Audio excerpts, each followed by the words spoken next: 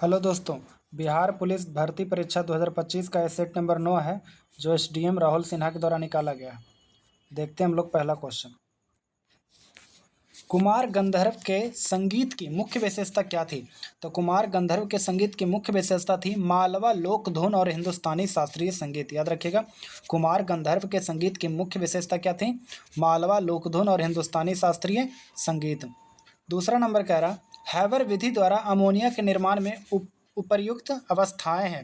तो हैबर विधि द्वारा कौन सी अवस्था रहती है? अधिक दाब और अधिक ताप। याद रखिएगा, अमोनिया का निर्माण किस विधि द्वारा? हैबर विधि द्वारा, ये भी याद रखिएगा। और इसमें क्या अवस्था रहता है? अधिक दाब और अधिक ताप। अगला क्वेश्चन है, दो न्यूरॉन्स के बीच का गैप है। तो दो न्यूरॉन्स के बीच का गैप क्या है? सिनेप्स। उसको क्या कहते हैं? सिनेप्स। दो न्यूरॉन्स के बीच के गैप को क्या बोलते हैं? सिनेप्स बोलते हैं।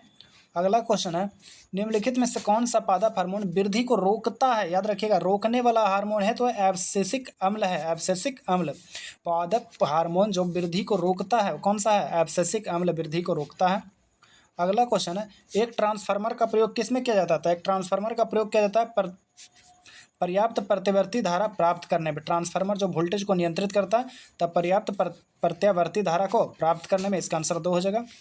6 नंबर क्वेश्चन कह रहा है, जैविक कचरे के निपटान का इनमें से कौन सा तरीका पर्यावरण के सर्वाधिक अनुकूल है? तो कंपोस्टिंग। जैविक कचरे को कंपोस्टिंग करके ही सबसे अनुकूल तरीके से हम उसको निपटा सकते हैं। तो याद रखिएगा, कंपोस्टिंग हो जाएगा इसका आंसर। अगला क्वेश्चन है, किसी पिंड पर एक बड़ा बल थोड़े समय के लिए क्रियाशील है, आरोपित आवेग निम्न में से किसके परिवर्तन के बराबर होगा? तो ये किसके परिवर्तन के बराबर होता है? संवेग के बराबर होगा। याद रखिएगा, किसी पिंड का एक बड़ा बल थोड़े समय के लिए क्रियाशील रहेगा और आरोपित आवेग निम्न में से किसके परिवर्तन के बराबर होगा? तो संवेग के बराबर होगा। अगला क्वेश्चन है, निषेचित अंडा युग्मनज में प्रत्यारोपित हो जाता है। तो कहाँ हो जाता है? 8 के कहाँ हो जाएगा? गर्भाशय में हो जाएगा। याद रखिएगा, निषेचित अंडा युग्मनज गर्भाशय में प्रत्यारोपित हो जाता है। कहाँ हो जाता है? गर्भाशय में हो जाएगा। अगला, कॉर्क सेल में मौजूद एक रसायन है जो उनमें गैसों और पानी के प्रवेश को रोकता है। तो कौन सा है? सुबेरिन। याद रखिएगा, कॉर्क सेल में कौन सा रसायन मौजूद होता है? सुबेरिन, जो गैसों और पानी के प्रवेश को रोकता है, सुबेरिन। अगला क्वेश्चन है, CH3CH2COOH का IUPAC नाम क्या हो जाएगा? तो इसका नाम क्या होता है? प्रोपेनोइक अम्ल। प्रोपेनोइक अम्ल, CH3CH2COOH का IUPAC नाम क्या हो जाएगा? प्रोपेनोइक अम्ल हो जाएगा। परमाणु क्रमांक 30 का इलेक्ट्रॉनिक विन्यास कितना है? तो 2, 8, 18 2 हो जाएगा। इसका आंसर 4 हो जाएगा। 30 किस में आ रहा था? 2, 8, 10, 10, 18, 28 और 2, 30। परमाणु क्रमांक 30 का क्या हो जाएगा? 2, 8, 18 2, 8, 18 2 हो जाएगा।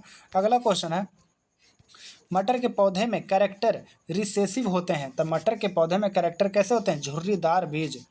कैसे रिसेसिव होते हैं? झुर्रीदार बीज। मटर के पौधे में कैरेक्टर रिसेसिव होते हैं, झुर्रीदार बीज।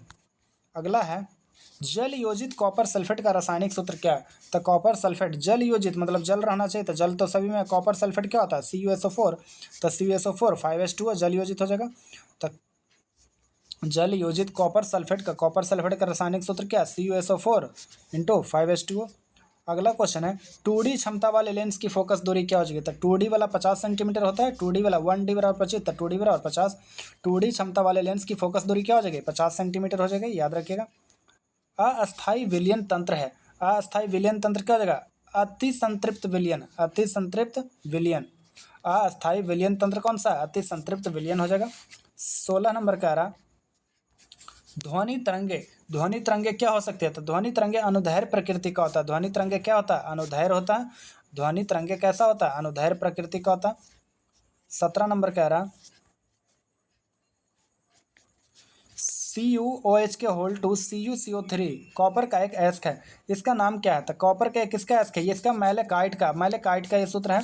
CuOH के होल टू डॉट CuCO3 किसका? मैलेकाइट का एस्क है। कॉपर का एक एस्क है, क्या है? मैलेकाइट। क्वेश्चन ये भी पूछ सकता है, मैलेकाइट किसका एस्क है? कॉपर का। मैलेकाइट जो है किसका एस्क है? कॉपर का एस्क है। अगला क्वेश्चन है, मनुष्यों के पाचन तंत्र में उत्सर्जित अम्ल कौन सा होता है? तो मनुष्य के पाचन तंत्र में क्या रहता है? HCl रहता है। HCl रहता है। 4 नंबर हो जाएगा। मनुष्यों के पाचन तंत्र में उत्सर्जित अम्ल कौन सा होगा? HCl हो जाएगा। कॉपर पायराइड का सूत्र क्या था? कॉपर पायराइड का सूत्र क्या हो जाएगा? CuFeS2। कॉपर पायराइड CuFeS2 एक नंबर हो जाएगा। कॉपर पायराइड का सूत्र क्या होता है? CuFeS2 कॉपर पायराइड होता है। अगला क्वेश्चन है 0 डिग्री पर 5 ग्राम बर्फ और 45 डिग्री पर 20 ग्राम जल को मिश्रित किया जाता है, तो मिश्रण का तापमान क्या होगा? मिश्रण का तापमान होगा 20 degree Celsius. 20 degree Celsius. 0 degree पर 5 ग्राम बर्फ और 45 डिग्री पर 20 ग्राम जल को मिश्रित किया जाता है, तो मिश्रण का तापमान क्या होगा? ये तो नॉमरिकल टाइप का हो गया, तो क्या होगा? 20 डिग्री सेल्सियस हो जाएगा। अगला 21 नंबर में कह रहा वो एक रॉकेट जिस सिद्धांत पर कार्य करता है वो क्या है? तो रॉकेट क्या करता है? न्यूटन के तीसरा नियम पर चलता है, गति का तृतीय नियम चलेगा, क्रिया का उल्टा विपरीत प्रतिक्रिया। तब एक रॉकेट जिस सिद्धांत पर कार्य करता है क्या होगा? गति का तीसरा नियम हो जाएगा। 22 नंबर कह रहा है एक मानव शरीर के किस अंग में रुधिर ऑक्सीजन युक्त होता है?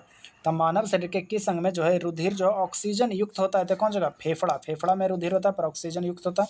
मानव शरीर के किस अंग में रुधिर ऑक्सीजन युक्त होता है? तो फेफड़ा में हो जाएगा, याद रखिएगा। प्रकाश संश्लेषण की दर अधिकतम होगी तो किस में होगी? लाल प्रकाश में। प्रकाश संश्लेषण की दर सबसे ज्यादा किस में होती है? लाल प्रकाश में होती है। अगला क्वेश्चन कह रहा है अमीबा गति करता है, तो अमीबा गति कैसे करता है? पदाभो बोले तो अस्यूडोपिया के द्वारा। पदापो अमीबा गति कैसे करता है? पदापो या स्यूडोपोडिया के द्वारा। स्यूडोपोडिया के द्वारा गति करता है अमीबा। अगला क्वेश्चन है मानव शरीर में सबसे छोटी हड्डी क्या होता है? मानव शरीर की सबसे छोटी हड्डी हो जाएगा कौन सी? स्टेपस कान की हड्डी हो जाएगी।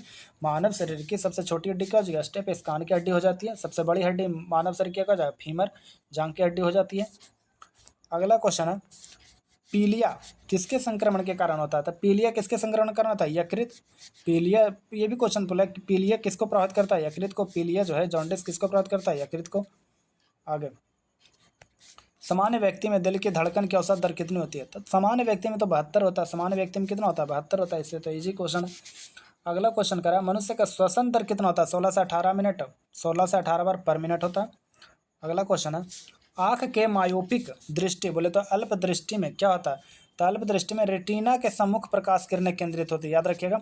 आँख के मायोपिक दृष्टि बोले तो अल्प दृष्टि में क्या होता है? रेटिना के सम्मुख प्रकाश किरणें केंद्रित होती है। अगला क्वेश्चन है निम्न में से कौन सा शब्द तद्भव है? तद्भव में कौन सा हो जाएगा? तद्भव में शब्द आता है जीव। तद्भव में क्या हो जाएगा? जीव। निम्न में से कौन सा शब्द तद्भव है? तो क्या हो जाएगा? जीव हो जाएगा। जीव तद्भव है। अगला क्वेश्चन है one who choose the one which best express meaning of the given word. Tangible. Tangible tangible मतलब होता है एकदम छूने योग्य। टेंजिबल क्या होता है? स्पष्ट छूने योग्य। तो इसका साइनो क्या हो जाएगा? पल्पेबल। पल्पेबल हो जाएगा, स्पर्शनीय एकदम। पल्पेबल। पल्पेबल इसका साइनो हो जाएगा। काल में क्लैमिटी। क्लैमिटी मतलब तो विपत्ति होता है। डफर मतलब मूर्ख।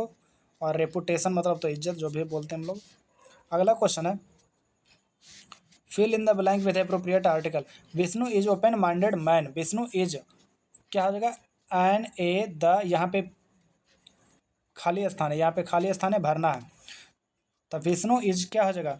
Vishnu is an open minded. ओ लगा हुआ ना, भॉवेल है तो ओ बी हो जाएगा। An open Vishnu is an open minded man हो जाएगा। 2 नंबर। आगे ऋषि की गाय बहुत दूध देती है। वाक्य में रेखांकित शब्द किस मतलब बहुत। बहुत क्या है? तो बहुत यहाँ पे क्या हो जाएगा? परिणाम बोधक। परिणाम दे रहा ना, ऋषि की गाय बहुत क्या होती है? दूध देती है। तो परिणाम बता रहा है क्या करती है? दूध देती है। बहुत यहाँ पे क्या होगा? परिणाम बोधक हो जाएगा। शुद्ध वर्तनी वाला शब्द पहचानिए। तो शुद्ध वर्तनी वाला क्या पूछ रहा है? कृष्ण। कृष्ण कैसे लिखा था? कृष्ण तो 1 नंबर ही लिखा था, ऐसे ही लिखा था कृष्ण। अगला स्वार्थ के विपरीत क्या था? स्वार्थ के विपरीत तो निस्वार्थ होता है। स्वार्थ का विपरीत क्या हो जाएगा? निस्वार्थ हो जाएगा। आगे हैजार्ड। हैजार्ड। हैजार्ड मतलब होता है खतरनाक। हैजार्ड मतलब क्या होता है? खतरनाक। तो इसका अपोजिट पूछ रहा है। तो प्लीजेंट। प्लीजेंट मतलब होता है सुखद, एकदम बहुत अच्छा। तो हैजार्ड का उल्टा क्या हो जाएगा? प्लीजेंट, एकदम उल्टा। ऑफुल मतलब भयानक होता है। रिस्क मतलब खतरा मोल लेना। एक्सीडेंट मतलब तो होता है वही दुर्घटना। अगला फिल इन द ब्लैंक। इसमें भी भरने के लिए कह रहा है जेम्स वाट। जेम्स वाट जो है जो भाप का इंजन का आविष्कार किया था। तो जेम्स वाट क्या किए थे? यहाँ पे खाली स्थान है। तो James Watt the steam engine. James Watt ने क्या किया था? स्टीम इंजन का क्या किया था? आविष्कार किया था, इन्वेंटेड किया था। जेम्स वाट ने किया था? इन्वेंटेड किया था। तो James Watt invented the steam engine. भाप का इंजन का आविष्कार कौन है? James Watt. अगला समास ज्ञात कीजिए। शब्द का समास। कनकलता। कनकलता कौन सा समास है? तो कनक लता में 2 बार कह रहा है, इसका एक यही ट्रिक है, कनक के समान लता, कनक लता को अगर तोड़िएगा तो कनक के समान लता है, तो इसमें क्या हो जाएगा, कर्मधारय समास हो जाएगा। इसमें क्या हो जाएगा, 1 नंबर हो जाएगा कर्मधारय समास। कर्म कनक लता मतलब कनक के समान लता। अगला क्वेश्चन है, जो आंखों के सामने हो, जो आंखों के सामने हो तो क्या हो जाएगा, एकदम प्रत्यक्ष हो जाएगा। जो आंखों के सामने हो क्या हो जाएगा, प्रत्यक्ष हो जाएगा। जो आंखों के सामने हो प्रत्यक्ष हो जाएगा। अगला इनटू इंग्लिश कह रहा है, मुझे जाना पड़ा, सॉरी मुझे जाना पड़ा, तो मुझे जाना पड़ा क्या हो जाएगा, आई हैड टू गो, मुझे जाना पड़ा, क्योंकि यहाँ पे पास्ट में मुझे जाना पड़ा, आई हैड टू गो, मुझे जाना पड़ा, आई हैड टू गो। आगे दिन और दिन शब्द का सही है, दिन दिन मतलब तो दिवस होता है पहला का, तो इसी से छट गया, तो 1 नंबर हो जाएगा। और दिन मतलब गरीब होता है, दुर्घीकार वाला क्या होता है, गरीब, दुर्घीकार वाला क्या होता है, गरीब होता है। अगला क्वेश्चन है, एक सम अष्टभुज 8 भुजा है, याद रखिएगा, n बराबर क्या हो जाएगा, 8 हो जाएगा। तो कह रहा है एक सम अष्टभुज के प्रत्येक आंतरिक कोण की माप क्या है, तो एक सम अष्टभुज के प्रत्येक आंतरिक कोण का मान क्या हो जाएगा, तो एक सम अष्टभुज, सम आंतरिक कोण याद रखिएगा, सम अष्टभुज के प्रत्येक आंतरिक कोण बराबर होता है, प्रत्येक आंतरिक कोण बराबर होता है n-2 इंटू 180 बटे n। तो n का मान अष्टभुजा है ना, तो 8 हो जाएगा। यहाँ भी n का मान क्या हो जाएगा, 8 हो जाएगा। तो 8 - 2 6, 6 गुने 180 बटे 8 आंसर आ जाएगा इसका। इसका आंसर आ जाएगा 4, 135। इसका आंसर क्या आ जाएगा, 135। अगला क्वेश्चन है, मान लीजिए n वह सबसे बड़ा धनात्मक पूर्णांक है जिससे 135, 11, 139, 03 और 145 8 9 संख्याओं को विभाजित करने पर प्रत्येक बार एक समान शेष बचता है। तो n के अंकों का योग पूछ रहा था, n का मान पहले निकालते हैं। तब बड़ा में से छोटा घटाना, जैसे 145 8 9 सबसे बड़ा है, तो इससे इन दोनों को घटाएंगे। इससे क्या करेंगे, इन दोनों को घटाएंगे। फिर इन दोनों में ये बड़ा था, इससे इसको घटाएंगे, पहले इससे इसको घटाएंगे, इसको घटाएंगे, फिर इससे इसको घटाएंगे। इस तरह से 3 अंक हमको मिलेगा, इस तरह से 3 अंक हमको मिलेगा। और तीनों का HCF निकाला जाए, तीनों का HCF निकाला जाएगा तो आंसर आएगा क्या, 98। n का मान निकल जाएगा 98। इन दोनों का योग पूछ रहा है, अंकों का योग पूछ रहा है, तो 9 8 17, इसका अंक क्या हो जाएगा, 9 8 17 इसका अंक आ जाएगा।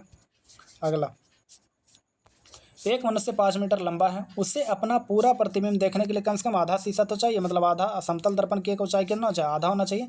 तो 5 का आधा कितना हो जाएगा, 2.5 मीटर हो जाएगा। इसका आंसर 3 हो जाएगा। अगला, 4:35 पर घड़ी के दोनों सुइयों के बीच कितना अंतर होता है, तो 5 मिनट में होता है 30 डिग्री। 5 मिनट में कितना अंतर है, 30 डिग्री। तो एक 4.5, यानी कि एक जो रहेगा 6 पर रहेगा और एक रहेगा 4 से 5 के बीच में रहेगा। घंटे वाला सुई 4 से 5 के बीच में रहेगा, एक 6 में रहेगा। तो क्या हो जाएगा, 30 + 15 45 डिग्री का कोण बनेगा। ये तो ईजी था। अगला, tan 30 sin 30 cot 60 cosec 30 का मान क्या आता है, इन लोग गुना कर दीजिए। tan 30 का मान क्या हो जाएगा, 1/3। tan 30 का मान होता है 1/√3 गुने sin 30 का मान होता है 1/2 गुने cot 60 का मान होता है 1/√3 गुने cosec 30 बराबर गुना cosec 30 बराबर होता है 2। तो इन सबको गुना कर दीजिएगा तो क्या हो जाएगा, 1/3। तो इसका आंसर क्या हो जाएगा, 4 हो जाएगा। अगला, एक व्यापारी अपना माल लागत मूल्य पर बेचने का दावा करता है, परंतु वह 1 किलोग्राम के लिए 950 ग्राम ही देता है, तो गलत वजन का प्रयोग करता है। तो व्यापारी का लाभ था 1000 ग्राम के जगह पर कितना दे रहा है, 950। लाभ कितना हुआ, 50 हुआ। कितना से, 950 से गुने 100 कर दीजिए, इसका आंसर आ जाएगा। तो इसका आंसर कितना आ जाएगा, इसका आंसर आ जाएगा 1। अगला, 50 और 56 के वर्ग चिन्ह बताइए। तब वर्ग चिन्ह बराबर होता है उच्च माइनस निम्न, उच्च प्लस निम्न बटा 2। तो उच्च क्या है 56 प्लस निम्न क्या है 50/2। तो कर दीजिएगा, तो इसका आंसर क्या आ जाएगा, 2 नंबर आ जाएगा, 53 इसका आंसर आ जाता है। अगला, 48 कह रहा है, एक व्यक्ति के पास 1 रुपया, 5 रुपया, 10 रुपये के कुल नोटों में कुल धनराशि कितना है, 640 है। प्रत्येक प्रकार के नोटों की संख्या समान है, ये तो इजी कर दिया। कुल मिलाकर उसके पास कितने नोट है, तो इसको ऑप्शन वाइज मार सकते हैं तुरंत एकदम। जैसा मान लिया जाए सारा नोट हमको कितना है, 120 नोट है, तो यानी कि सभी नोट होगा 40 40 40 नोट होगा। तो 10 रुपये वाला 40 हो जाएगा तो 400 हो जाएगा। फिर 5 रुपये वाला 40 हो जाएगा तो कितना, 4 × 5 = 20, 200 हो जाएगा। फिर 40 को 1 रुपये वाला तो 40 रुपये, तो 400 200 600 640 रुपये, 640 रुपये यहाँ पे है ही है, यानी कि आंसर क्या हो जाएगा, 120 कुल नोट हो जाएगा। अगला,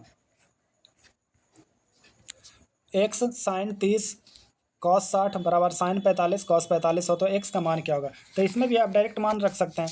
तो इसके क्या हो जाएगा, एक्स गुने साइन 30 बराबर होता है 1/2 गुने कॉस 60 बराबर भी होता है 1/2 बराबर साइन 45 बराबर होता है 1/√2 गुने कॉस 45 बराबर भी होता है 1/√2। सबको गुना कर दीजिएगा तो इसका आंसर क्या आ जाएगा, 4 नंबर, इसका आंसर 2 आता है, याद रखिएगा। आगे, यदि संख्या इतना है तो पूर्णतः 11 पर छोटा से छोटा अंक क्या होगा जो 11 से बहुत है। इसको बाई ऑप्शन 1 रख के देखिएगा नहीं कटेगा, 2 रख के देखिएगा नहीं कटेगा, 3 रख के देखिएगा कट जाएगा 11 से। तो इसका आंसर 1 हो जाएगा। बाई ऑप्शन भी बहुत अच्छे से बन जाता है। आगे, 110 तथा 120 के बीच कितनी अभाज्य संख्या है। तो इन दोनों के बीच अगर अभाज्य संख्या देखा जाए तो एक ही अभाज्य संख्या है 113। कितनी अभाज्य संख्या है, एक अभाज्य संख्या है 113, याद रखिएगा। आगे 52 नंबर कह रहा है, पानीपत का दूसरा युद्ध अकबर और हेमू के बीच किस वर्ष हुआ था। तो पानीपत का दूसरा युद्ध तो 1556 में हुआ था, 5 नवंबर 1556, याद रखिएगा 5 नवंबर 1556 को हुआ था पानीपत का दूसरा युद्ध। मुगल सेना का नेतृत्व बैरम खां किया था और इधर से बाबर था। सॉरी, दूसरा युद्ध पूछ रहा था, अकबर और हेमू के बीच हुआ था, अकबर और हेमू के बीच हुआ था।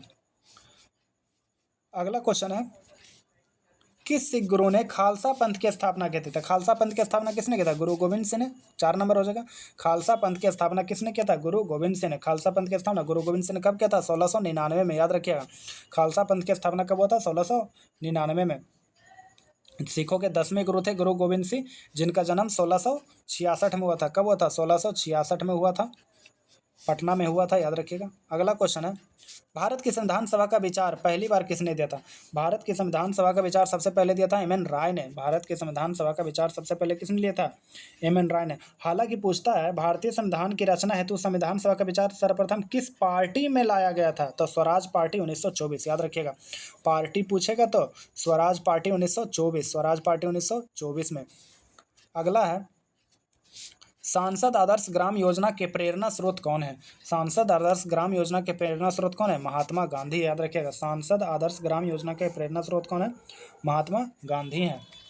अगला क्वेश्चन है, किस राज्य के शासक के निर्वासन को शरीर से आत्मा बाहर निकलती है के तौर पर परिभाषित किया था। तो किस राज्य के शासक के, किसको कहा गया था, अवध, अवध को कहा गया था। अवध राज्य के शासक को शरीर से आत्मा बाहर निकलती है के तौर पर परिभाषित किया गया था। अगला क्वेश्चन है, 1857 के विद्रोह के दौरान भारत में ब्रिटिश महिलाओं को समर्पित एक पेंटिंग इन मेमोरियम किसने बनाई थी। तो इन मेमोरियम जो पेंटिंग था वह कौन बनाया था। तो इन मेमोरियम को, पेंटिंग को बनाने वाले थे Joseph Noel, Joseph Noel, Joseph Noel हो जाएगा 4 नंबर। तो इन मेमोरियम पेंटिंग को कौन बनाया था, जोसेफ नोएल, जोसेफ नोएल। अगला क्वेश्चन है, भारत में सार्वजनिक क्षेत्र के उद्यमों में विनिवेश प्रक्रिया किस वर्ष प्रारंभ हुई थी। तो विनिवेश प्रक्रिया कब प्रारंभ हुआ था, 1991 में, याद रखिएगा। विनिवेश प्रक्रिया कब प्रारंभ हुआ था, 1991 में। अगला क्वेश्चन है, महान साहित्य कृति मिर्च कटिकम के लेखक कौन है। तो मिर्च कटिकम के लेखक तो इजी है। तो मिर्च कटिकम के लेखक कौन है, शूद्रक। मिर्च कटिकम के लेखक कौन है, शूद्रक, शूद्रक हो जाएगा मिर्च कटिकम के लेखक, याद रखिएगा। कहा जाता है कि 1906 में भारत का प्रथम राष्ट्रीय ध्वज फहराया गया था। तो कहाँ फहराया गया था, ये क्वेश्चन पूछ रहा है। कलकत्ता में। 1906 में भारत का प्रथम राष्ट्रीय ध्वज कहाँ फहराया गया था, कलकत्ता में फहराया गया था। अगला क्वेश्चन है, भारतीय अंतर्देशीय जलमार्ग प्राधिकरण Indian waterways authority of India के अनुसार भारत के नौगम्य अंतर्देशीय जलमार्गों की कुल लंबाई कितनी है। तो भारत के नौगम्य अंतर्राष्ट्रीय जलमार्गों की लंबाई कितनी है, 14,500, याद रखिएगा। भारत के नौगम्य अंतर्देशीय जलमार्गों की कुल लंबाई कितनी है, 14,500 हो जाएगा। अगला क्वेश्चन है, फसलों के लिए निम्नलिखित में से कौन सा निकाय न्यूनतम समर्थन मूल्य की अनुशंसा करता है। न्यूनतम समर्थन मूल्य की अनुशंसा कौन था, CACP हो जाएगा। CACP commission for agricultural costs and prices, याद रखिएगा। CACP का फुल फॉर्म क्या होता है, commission for agricultural cost and prices. अगला, भारत में राज्य पुनर्गठन आयोग की स्थापना कब हुई थी। तो भारत में राज्य पुनर्गठन आयोग की स्थापना कब हुई थी, 1953 के तहत बनाया गया था आंध्र प्रदेश को। तर भारत में राज्य पुनर्गठन आयोग की स्थापना कब हुई थी, 1953 में। अगला क्वेश्चन कह रहा, 2011 के जनगणना के अनुसार आबादी वाला राज्य है 2011 के जनगणना अनुसार आबादी वाला राज्य है भारत का सबसे अधिक, भारत की सबसे अधिक आबादी 2011 के जनगणना के अनुसार कौन सा है। तो जनता उत्तर प्रदेश है, उत्तर प्रदेश में सबसे ज़्यादा आबादी है। अगला क्वेश्चन है, निम्नलिखित में से कौन भारतीय राष्ट्रीय कांग्रेस के चरमपंथी नेता नहीं थे? तो चरमपंथी नेता नहीं थे तो कौन हो जाएगा? इसमें तो सुरेंद्रनाथ बनर्जी नहीं थे। हाँ, 4 नंबर हो जाएगा। कह रहा सुरेंद्रनाथ बनर्जी जो है भारतीय राष्ट्रीय कांग्रेस के चरमपंथी नेता नहीं थे। कौन कौन थे? लाल बाल पाल थे, सॉरी, तो बिपिन चंद्र पाल, श्री अरविंद घोष, बाल गंगाधर तिलक। याद रखिएगा कौन कौन थे चरमपंथी नेता? बिपिन चंद्र पाल, अरविंद घोष और बाल गंगाधर तिलक। अगला है, किस भारतीय राज्य के पास ताप ऊर्जा से सर्वाधिक शक्ति उत्पादन क्षमता है? तो 66 क्या हो जाएगा? महाराष्ट्र। किस राज्य के पास जो है ताप ऊर्जा से सर्वाधिक शक्ति का उत्पादन होता है? तो क्या हो जाएगा? महाराष्ट्र का। महाराष्ट्र में तापीय ऊर्जा है। तापीय ऊर्जा में सर्वाधिक कोयला से प्राप्त होता है, एंड जिसमें एनटीपीसी महत्वपूर्ण भूमिका निभाता है। 1975 वाला एनटीपीसी की स्थापना कब हुई थी? 1975। सैनिक विद्रोह के दौरान गवर्नर जनरल कौन थे? सैनिक विद्रोह जो हुआ था वही 1857 की क्रांति। तो सैनिक विद्रोह के दौरान गवर्नर जनरल कौन थे? लॉर्ड कैनिंग थे। लॉर्ड कैनिंग 56 से 62 ये थे। तो सैनिक विद्रोह के दौरान गवर्नर जनरल कौन थे? लॉर्ड कैनिंग हो जाएगा। अगला, जनसांख्यिकी संक्रमण को निम्न में से किसके रूप में वर्णित किया गया है? तो जनसांख्यिकी संक्रमण को किसके द्वारा वर्णित किया गया है? एक समय के बाद समाज की जनसंख्या में परिवर्तन की एक प्रक्रिया। याद रखिएगा, इसका आंसर 4 हो जाएगा। अगला क्वेश्चन है, निम्नलिखित में से किसने टिप्पणी की थी कि दक्षिण अफ्रीका ने महात्मा गांधी को बनाया था? तो किसने टिप्पणी किया था? चंद्रन देवनेसन ने। चंद्रन देवनेसन करा किसने टिप्पणी की थी कि दक्षिण अफ्रीका ने महात्मा गांधी को बनाया था? किसने? चंद्रन देवनेसन ने। नया क्वेश्चन है, भारत में किंग जॉर्ज पंचम और क्वीन मेरी के स्वागत के लिए 1911 में गेटवे ऑफ इंडिया को पारंपरिक शैली में बनाया गया था। कौन बनाया था? किस शैली में बनाया गया था? तो ये हो जाएगा इंडो सारसोनिक शैली में। कौन सी शैली में बनाया गया था? इंडो सारसोनिक। याद रखिएगा 1911 में गेटवे ऑफ इंडिया को पारंपरिक इंडो सारसोनिक शैली में बनाया गया था। याद रखिएगा। अगला क्वेश्चन है 71 नंबर का रहा, वीटी कल्चर क्या है? तो वीटी कल्चर क्या है? अंगूर की खेती है। बेटियां क्या खाएगी? अंगूर खाएगी। वीटी कल्चर क्या? अंगूर की खेती। वीटी कल्चर क्या? अंगूर की खेती। अगला क्वेश्चन है, सरकार का वह अंग कौन सा है प्रशासन संबंधी कार्यों का निर्वहन जो मुख्य रूप से कार्यान्वयन और प्रशासन संबंधी कार्यों का निर्वहन करता है? तो कौन सा हो जाएगा? कार्यपालिका। कार्यों का निर्वहन कौन करेगा? कार्यपालिका। प्रशासन संबंधी कार्यों का निर्वहन कौन करेगा? कार्यपालिका।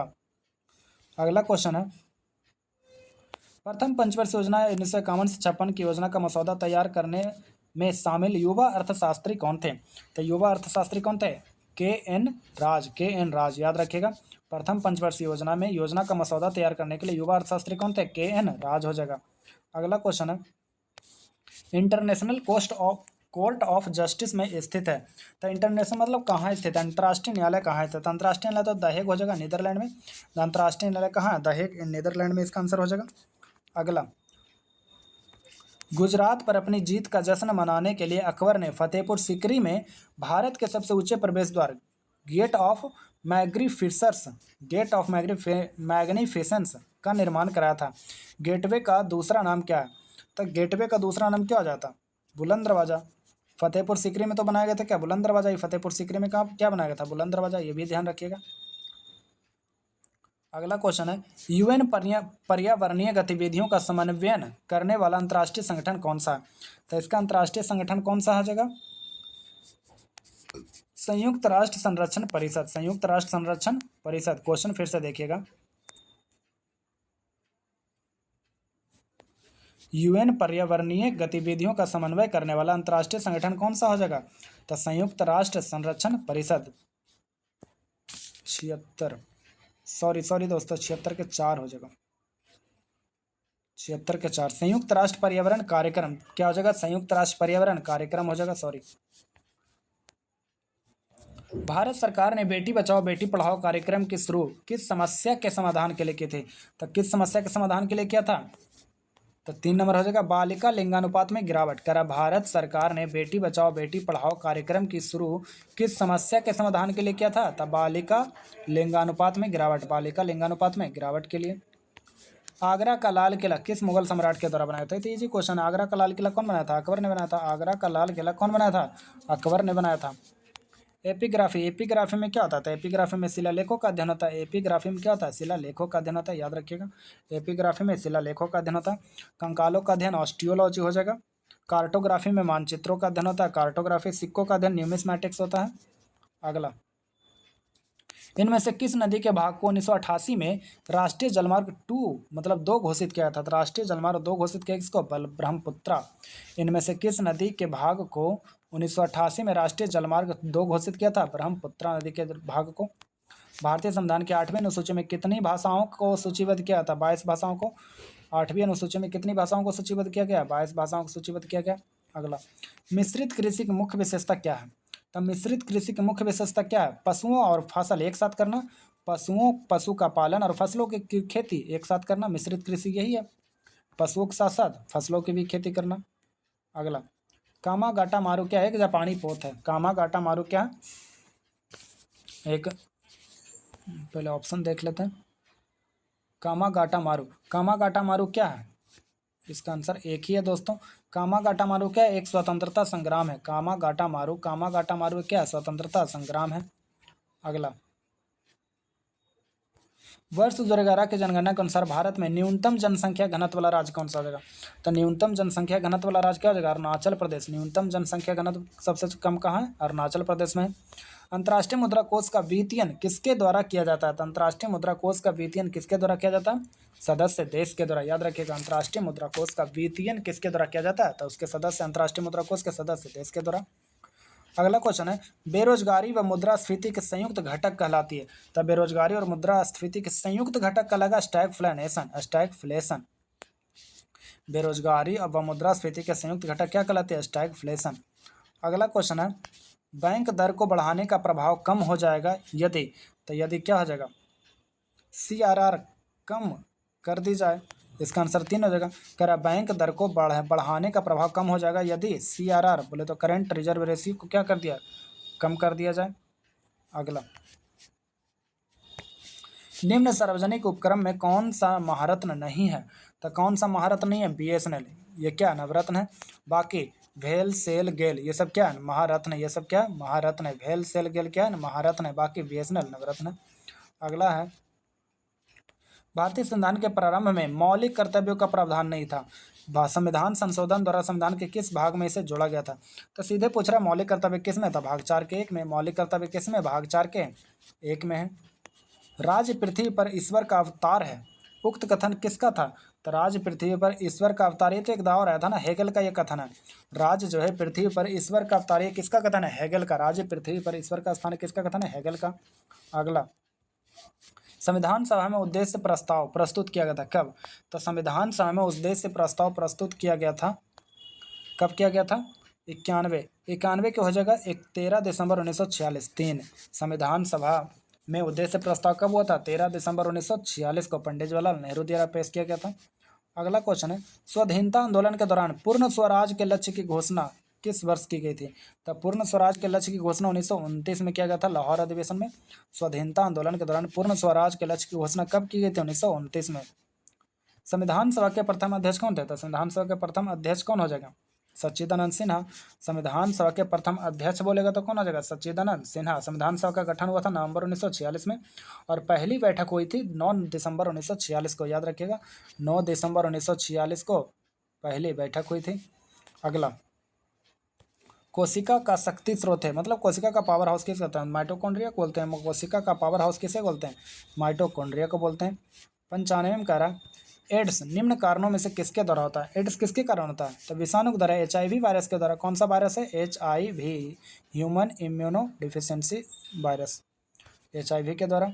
आगे, AIPOC का 85वां संस्करण का आयोजन 2025 में शुरुआत किस तारीख को की गई थी? तो कब किया गया था? 20 जनवरी 2025 को। याद रखिएगा, करंट अफेयर।